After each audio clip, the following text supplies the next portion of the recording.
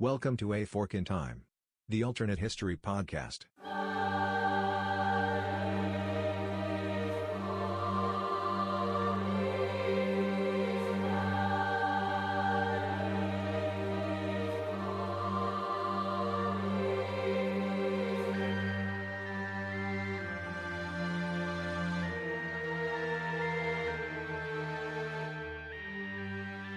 Welcome to A Fork in Time, the Alternate History Podcast. I'm Don Shelly, your host. Appreciate you joining us today for today's episode. Our episode today is actually going to focus on one of the more interesting what-ifs in history in the sense that it has a very broad scope and has the potential for having very broad impact. But it's also one of the most difficult scenarios to try to think through for an alternate history timeline. Our episode today is going to focus on what would have happened historically if the contents and the existence of the Library of Alexandria had survived beyond its demise. A good place to start in terms of understanding the impact of what the library's loss meant is to basically understand to begin with what the library was. It is true to say that the Library of Alexandria was not the first library in history. It may even be true to say that it is not the greatest library in history compared particularly to modern libraries such as the United States Library of Congress, but it was unique in its place in the ancient world. The library was founded actually in Alexandria, Egypt, and Alexandria, of course, was one of the cities that came into existence as a result of Alexander the Great's campaigns and his consolidation of much of the known world as he conquered that. After his death and the division of Alexander's empire into four parts, the Egyptian portion of the empire fell into the hands of Ptolemy, one of his generals, and thus the Ptolemaic dynasties of Egypt come into being. Historians differ and disagree on exactly when the library came into existence. Some believe that it was actually under Ptolemy I, who would have been the first of the Ptolemaic dynasty. He would have been the one that actually was Alexander's general during the campaigns. Others believe it may have actually come to be under his son Ptolemy II, but it appears to have been founded sometime in the neighborhood of approximately 300 BC. And many scholars believe that it was actually organized originally by a student of Aristotle. And if you remember the story of Alexander, one of the things, in addition to being one of the most brilliant military strategists and generals of history, he was also a student of philosophy and many other things, and his tutor was Aristotle. And so historians believe that perhaps Demetrius of Phalerum, who was a student of Aristotle, who had been exiled from Athens, may have taken refuge in Alexandria inside the Ptolemaic court and carried forth the idea of creating what was to be a great library, a place where information could be gathered and stored from around the world, particularly around the Greek world of the day. What we do know about the library is that it was large and that it not only housed the collection of scrolls and other what we'd think of as being written works of the day, but it also essentially had attached to it a school, which is known as the Mausoleum. And the Mausoleum was functioned in some ways like we may think of a university functioning today. It was a place for philosophers and thinkers and students and scholars to gather together and have a situation where they had access to materials, for example, the scrolls and the other materials that were in the library, but also access to each other in order to be able to discuss and debate and do the various things that were part of academic pursuits of the day. It would be possible to do an entire podcast just on the history of the library and the things that are known about the library. So to not deviate off into this becoming just a history podcast on the library itself, I've included some links in the show notes to various articles online, the Wikipedia entry and others as well. They can give some of the background on the library. What is known is that the library, again, was vast and large, although scholars do disagree on the number of works that may have been contained there. On the very conservative side, perhaps 40 to 50,000 scrolls, while there are other scholars who believe there may have been as many as 500,000 or 600,000 scrolls that were collected. What is known is that it was supported and funded by the political powers there in Alexandria, which represented the political powers in Egypt, and so it had the backing of the government, it had the backing of enough resources to be able to be effective as an institution. In fact, one of the interesting things about ships that would call there in Alexandria is that if they had books or scrolls or other written materials on board, they were actually required by law to surrender them to the library in order that they be copied, or in some cases that the original be kept and the copy be passed on, so that the library's collection could grow and they could gather more and more of what existed in terms of writings throughout the world. In addition to that, Alexandria being a city of trade and thus a lot of activity coming in and out, for that particular activity of making sure that if there was a book on a boat, they had a copy of it. There were those who went actually traveling around the Mediterranean and the ancient world. They're looking for manuscripts, buying manuscripts, bringing them back, bringing scrolls back. And so there was a wide collection of writings that were there, primarily Greek, but is believed by scholars to be other writings as well. There may have also been a zoo attached to the library. There were dining halls and lecture spaces. So if you want to think of again a modern university and sort of the things that go around a modern university, that's one sort of way of thinking about what the Library of Alexandria was. It simply was not the library itself, but it was an institution that was built around the library that championed learning and championed the gathering of knowledge together.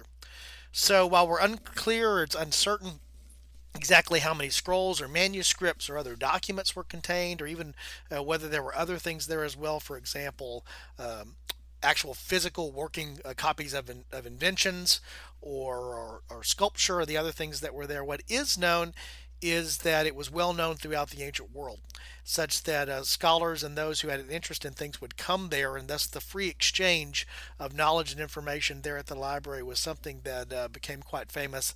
And much of what we know about the library is written by those who interacted with and who gained knowledge as a result of going there.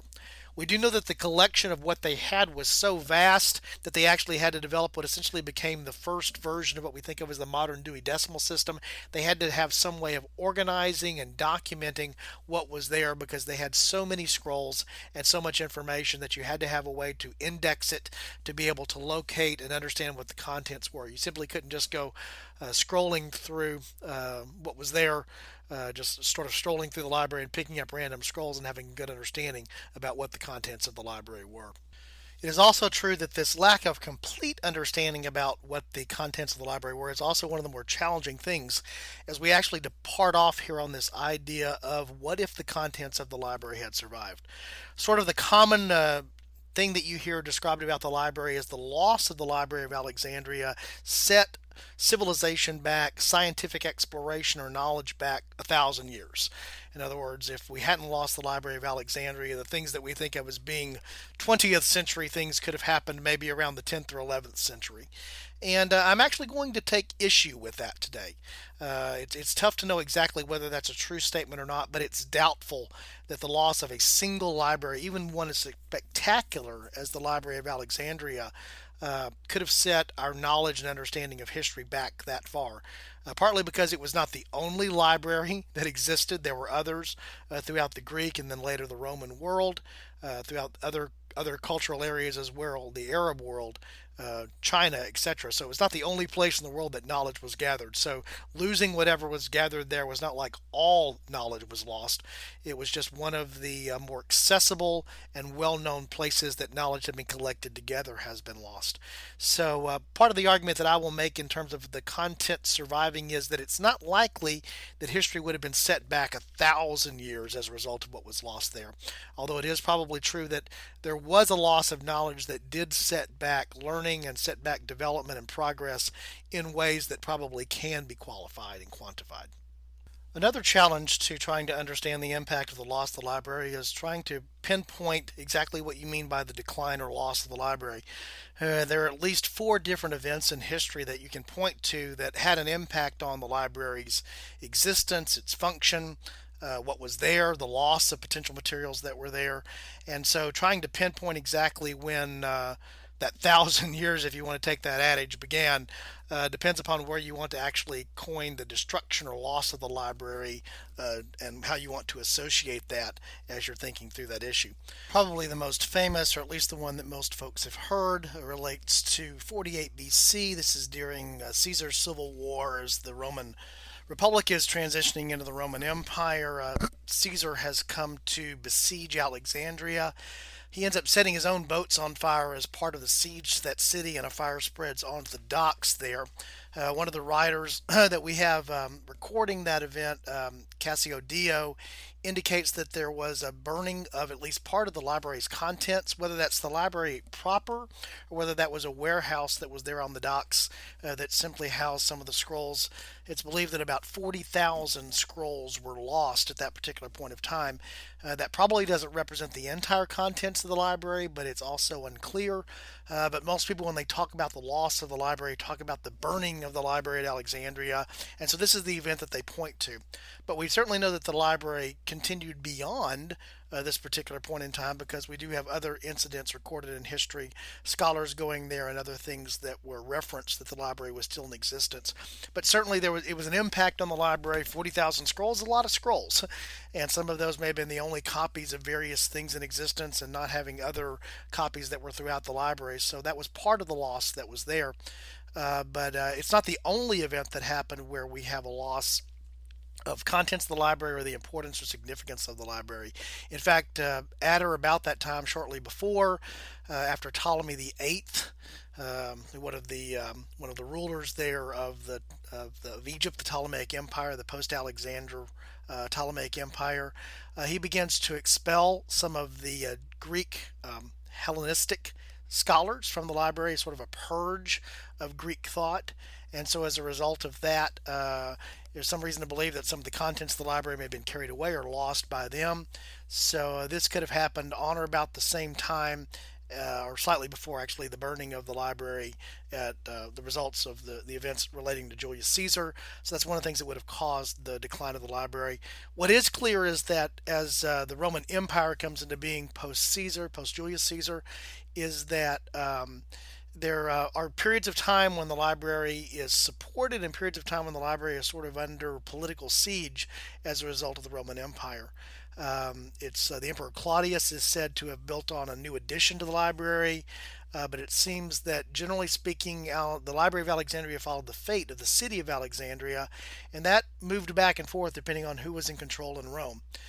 For example, other famous emperors that we know from history, Tiberius, Hadrian, some of those were supporters of the library and some of those were opponents of the library.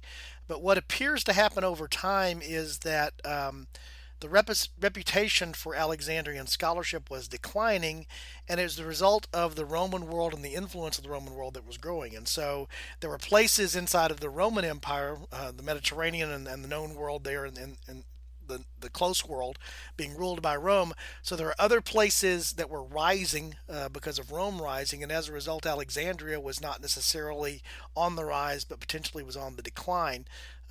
Being associated with Egypt, being away from the city of Rome, the capital, the central provinces inside the Roman Empire. And so part of the loss of the library was not an event, an immediate event like the fire or a destructive event that you can sort of look at happening in a day or a matter of hours, but it's that general decline that happens to institutions over time. And there's no doubt that during the Roman period, there was a decline in the influence of the library, which still may have been one of the largest of its day and still may have had unique things that were housed in it, but it's already losing some of its position and authority in a Roman world as opposed to a Greek world. Later on, as things transition, again with the Roman Empire, as things move on, eventually Christianity comes to the fore and becomes the becomes the official religion of the Roman Empire. And one of the things that happens as a result of the rise of organized state-led Christianity is that there are those who actually oppose some of the philosophical things that are contained in writings there and sort of what's going on, if you will, in the culture war, but also in the war over philosophy with the rise of Christianity and militant, in some cases, folks inside of Christianity who are looking to destroy what they view as being pagan influences. And so there's no doubt that one of the great losses of the library actually come as the result of the Bishop of Alexandria, a Christian Bishop of Alexandria named Theophilus, actually giving permission and suggesting that items of the library should be removed or destroyed. So over a period of time from about roughly, let's say, 40 8 BC, the incident with Julius Caesar, on through the 300s AD, we have both particular events like the burning event under Caesar and then just the general events of politics and history and the ebb and flow of the powers that be that bring the library under siege, such that sometime much later, by the time we get to around 400 AD, there's very little that's actually known about how much remained of the library and certainly of the contents that were there, what was still there. Certainly by the time later on that the area Alexandria is captured by Muslim forces in AD 642. There's even an additional story there that the library's destruction was ordered as a result of the caliphate, Caliph Omar, who came to lead that particular thing because those were books that were contained there that were not in agreement with the Quran. And so, again, we have the influence here of social influence, of political influence, and religious influence, putting challenge to the library and putting challenge to its place. So that sort of sets the stage for what the library was and how the library ceased to be. But the purpose of this podcast is alternate history. So let's assume that the library's contents did survive and thus its influence survived in a way that was bigger or greater than the actual timeline of history. What difference would that have made? Again, I'm going to argue that, sometimes when we get to the fork in time, the fork in history is not necessarily a divergent path, but it may simply be a bypass. And that may be what we're dealing with here with the Library of Alexandria. There's no doubt that there were important works that were contained in the Library of Alexandria. Among the things that we know were there are very important writings, particularly on natural science. It's true to say that particularly the Greeks of that period, but also many of the scholars that were there in Egypt, had a very good knowledge of things like astronomy and things like we would think of as being geography today. In addition to that, a lot of what we think of as being mathematics certainly was contained there within the library. Probably the most common example that's used to describe one of the things that may have been lost is most of us who have studied geometry at any point, whether we liked it or didn't like it in school, we're familiar with Euclid. Euclid is considered to be the father of modern geometry. In fact, his treatise on geometry to this day, to a great degree, remains what we use to understand the geometric concepts. We have one of his first texts. But we don't have additional writings by Euclid, although we do have suggestions because of lists that have been compiled that there were many other things that Euclid wrote. So one of the things that you may ask the question of what was lost to history, how could history have been different? Imagine that we had the rest of what Euclid discovered or didn't and described in other copies of his writings which have not survived, didn't survive into even the Middle Ages and certainly haven't survived to today. And so, one of the questions that arises in this what if exercise is we have some things that have survived that we know had a tremendous influence on our understanding of science and had a tremendous understanding on our understanding of how the natural world worked.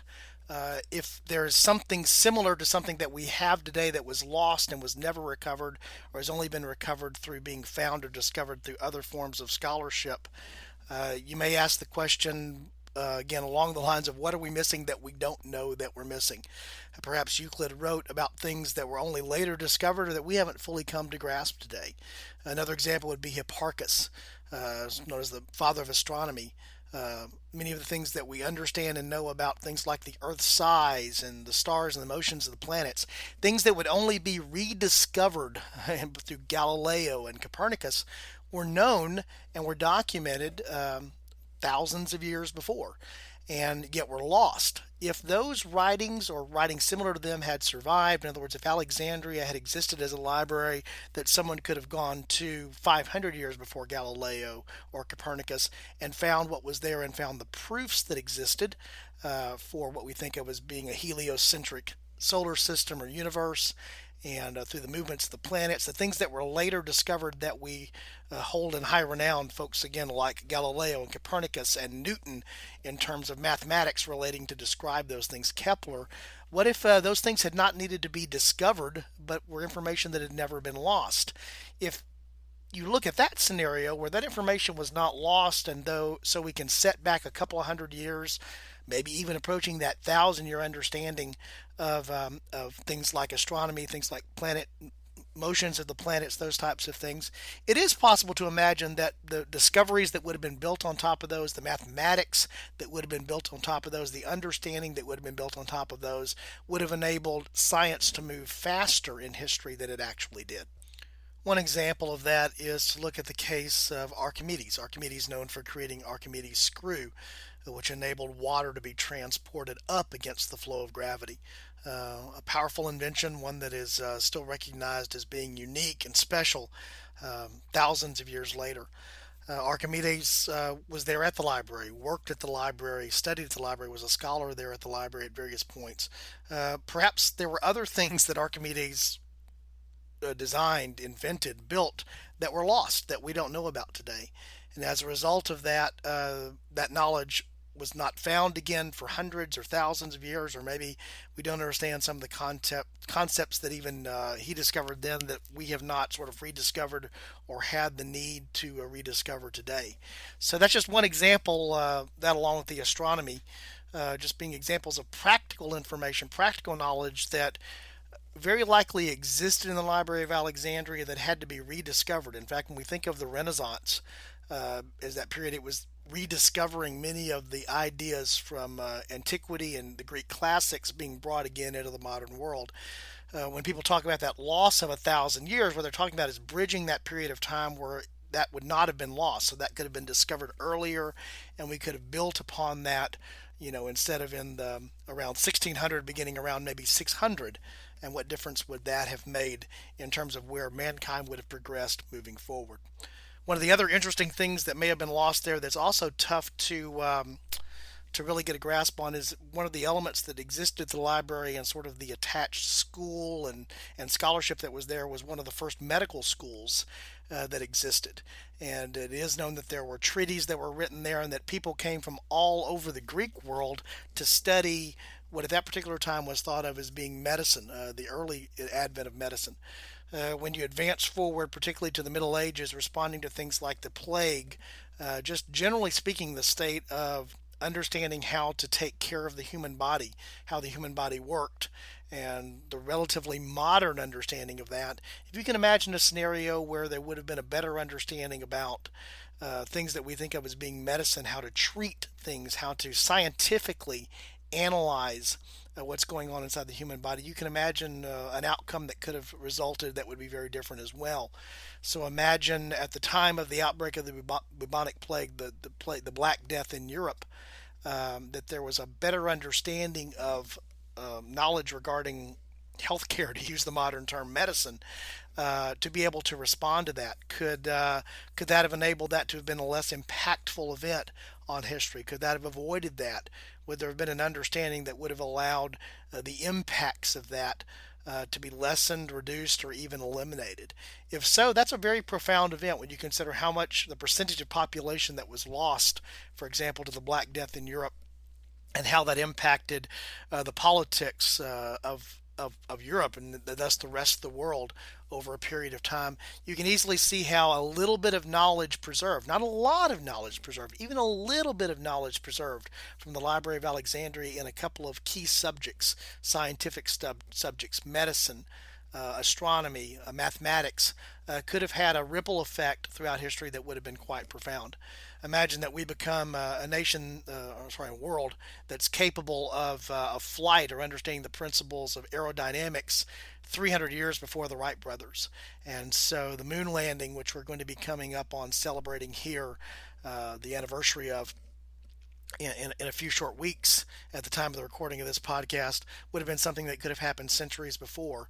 We might already have colonies on Mars. We might already have a space exploration in a way that we don't think of it now. What we think of as being science fiction.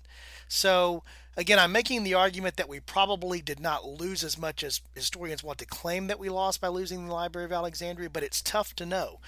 Partly because, again, as I've already said a number of times, we don't know what was there that we lost. So it's difficult to quantify the impact of an unknown. But then it's tough to also imagine that we would not be better off if we'd had more knowledge that was preserved, that was lost, and had to be rediscovered in history. Part of my major argument for suggesting, though, that the loss of the Library of Alexandria is probably not as dramatic as historians want to say, that setting back 1,000 years, is the fact that the things that I've already mentioned that were part of the destruction have nothing to do with the physical loss of the resources that were there.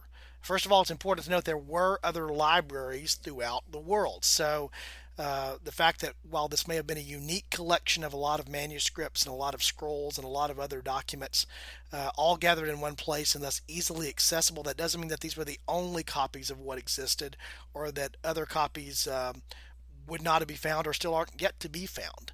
In fact, the very fact that we don't have other copies of some of those same works means that we weren't just dependent upon the Library of Alexandria to be the ark of knowledge.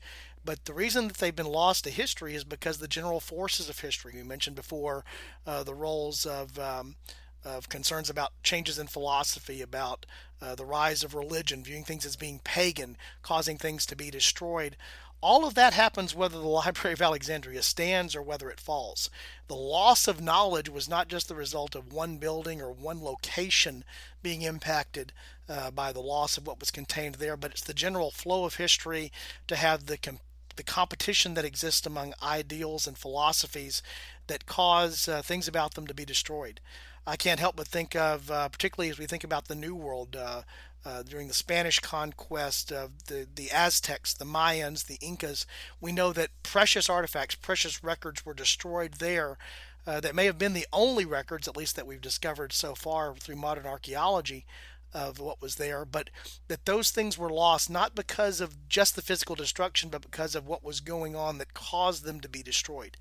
And so, while you may point to the loss of the Library of Alexandria and say, aha, it would be really great if we had all of that knowledge, the very fact that we don't have that knowledge, which also existed in other places or what else was out there, was the result of the things that caused it to not exist. The forces that opposed the retention of that knowledge during that time and in the period in between were bigger than just whatever physically happened.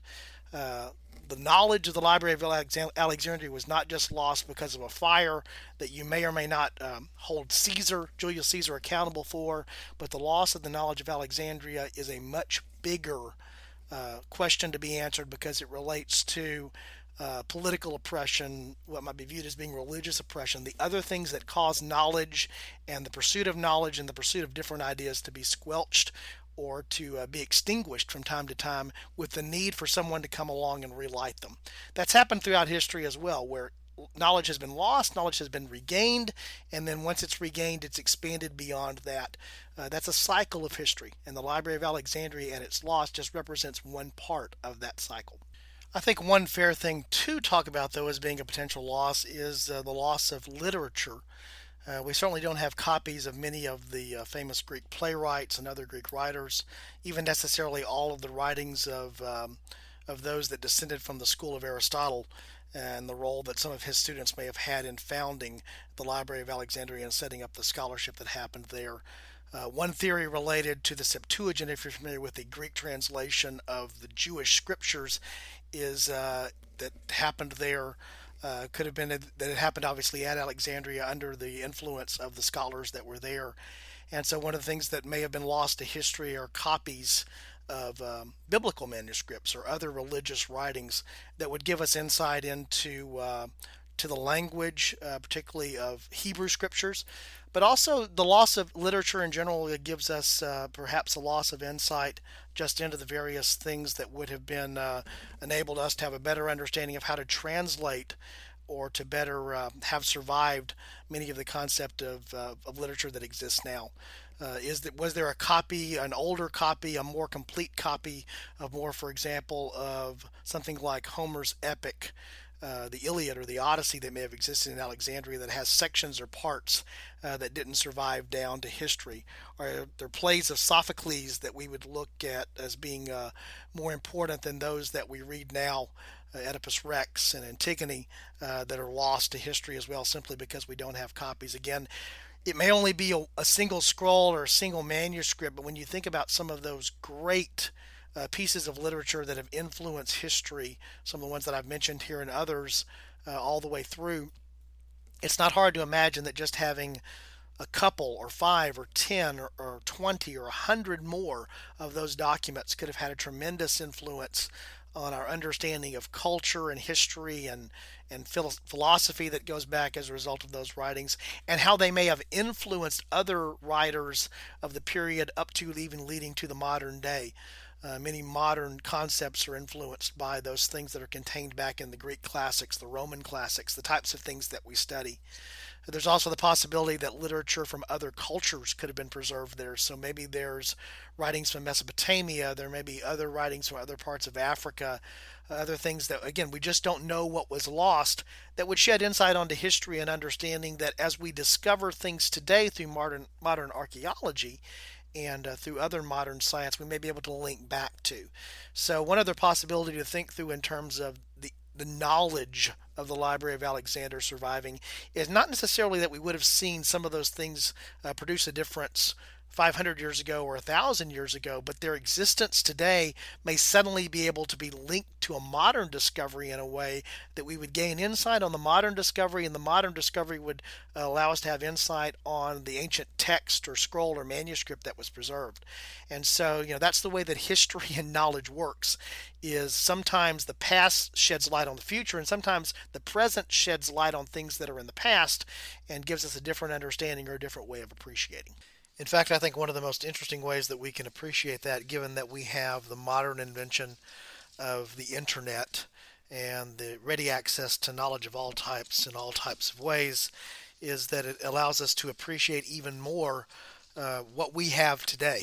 The fact that we are not at loss or the risk of loss for all of the knowledge that's contained in a physical place, but the way that it's stored and the way that it's presented and the way that it's accessible means that it's something that we have not only ready access to, which is a very powerful thing that's part of our modern age, but it's also something that it means that it has a better chance of being preserved and continue on through history. So one of the things about thinking about the Library of Alexandria and the impact on history in terms of the loss of the contents there is the realization that thanks to modern technology, the idea of the internet, the spread of knowledge, the spread of information, the storage of information, we are far less at risk of having our knowledge hanging by a thread because of an event that could happen to a location, or even because of the types of things that we've talked about here that represent the forces that work against knowledge and restricting that knowledge. Hope you've enjoyed today's podcast. Thank you for joining us. This has been one of our patron-only exclusives. And so if you're listening to this, you've already found out how to help the podcast by supporting us, and we do thank you for that. Also, just to remind you that there are plenty of things and plenty of ways to interact with us at aforkintimepodcast.com, so we certainly welcome you there. Again, this is Don Shelly saying thanks once again for giving us the valuable gift of your time. Hope today's been knowledgeable and informative, and hope that you have a great one. Thanks.